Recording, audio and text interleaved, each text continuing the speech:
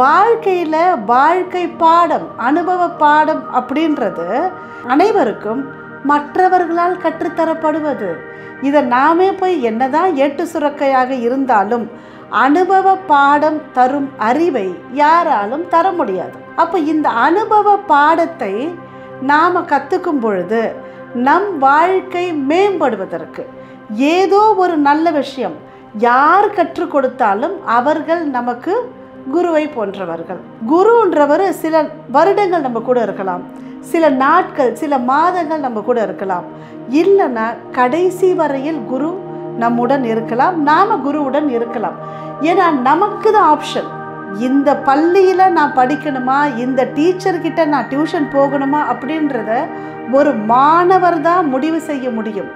அதே போல் நான் இந்த குருவை வச்சுக்கலாமா, இந்த குரு கூட எவ்வளோ நாள் நான் தொடர்ந்து இருக்க முடியும் அப்படின்றத நாம் தான் முடிவு பண்ணணும். இதற்கு வேதம் வேறு மாதிரி சொல்லி இருக்கலாம்.